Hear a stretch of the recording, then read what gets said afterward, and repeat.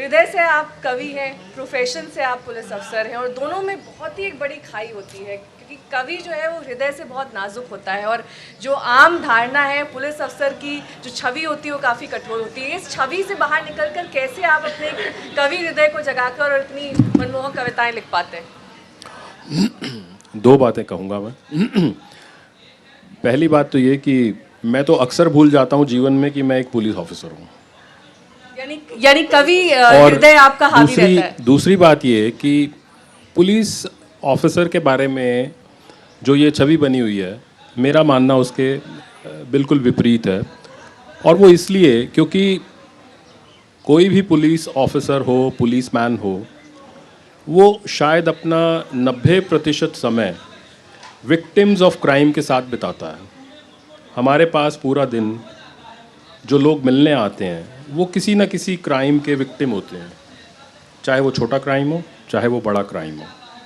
हमारे पास वो सहायता के लिए आते हैं, हमारा काम है उनको सुनना और जहाँ तक हो सके उनकी मदद करना। जब आपको किसी विक्टिम को सुनना पड़ता है तो you need to listen him very carefully, you need to be very empathetic.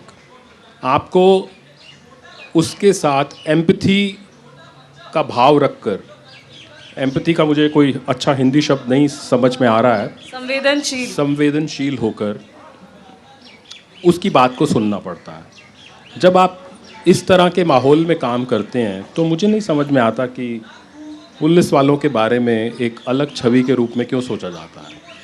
क्योंकि मैं रोज़ देखता हूँ कि मेरा 90% समय लोगों की बात सुनने में, लोगों की तकलीफ़ सुनने में गुजरता है।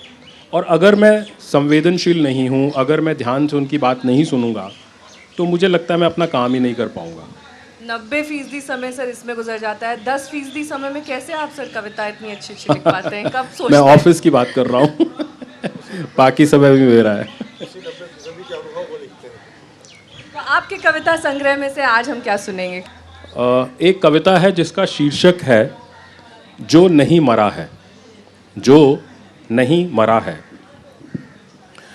मेरे अंदर जो नहीं मरा है, मेरे अंदर जो नहीं मरा है कि घेर पाएगा मुझे न गिरा पाएगा कोई।